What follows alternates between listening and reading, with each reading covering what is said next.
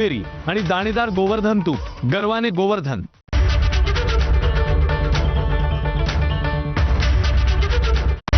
Headlines brought to you by Chitale बंधू।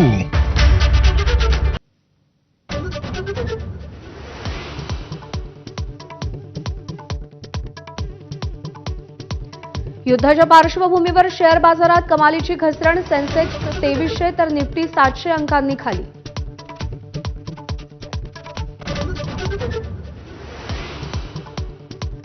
युद्धामुळे कच्चं तेल $114 प्रति बॅरलवर, मागच्या आठवड्याच्या तुलनेत 20% वाढ।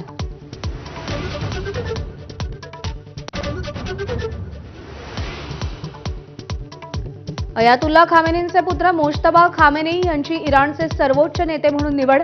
समर्थकांचा जल्लोष तर अमेरिकेच्या मान्यतेशिवाय कोणताही नेता टिकू शकणार नाही, डोनाल्ड ट्रम्प यांचा पुनरुच्चार।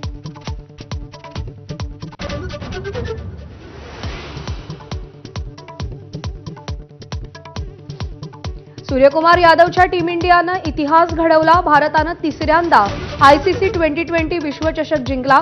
अंतिम सामन्यात न्यूझीलंडचा धुव्वा उडवून सलग दुसऱ्यांदा जेतेपदावर नाव कोरलं।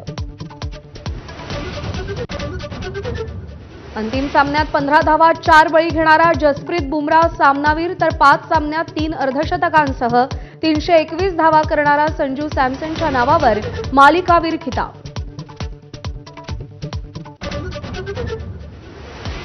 टीम इंडियाच्या विजयानंतर देशभरात जल्लोषाचं वातावरण। ढोल ताशे वाजवत फटाक्यांची आतषबाजी करत क्रिकेट प्रेमींचं सेलिब्रेशन, तर राष्ट्रपती, पंतप्रधान आणि गृहमंत्र्यांकडून संघाचं अभिनंदन।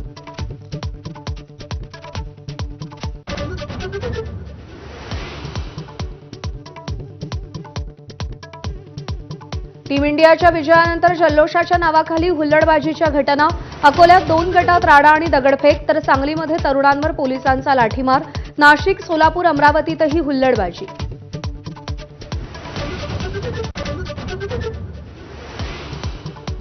किल्ले रायगडाच्या पायथ्याशी मनसेचा 20वा वर्धापन दिन साजरा होणार। राज ठाकरे रायगडावर दाखल, मनसैनिकांसह शिवरायांना अभिवादन करणार, तर मनसेकडून आजपासून सदस्य नोंदणीचा शुभारंभ।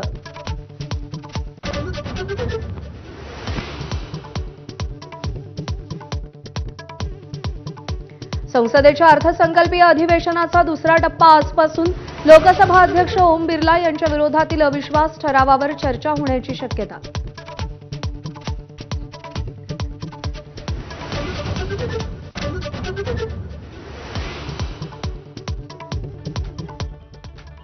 नमस्कार, मी प्रज्ञा पोहळे। बुलेटिन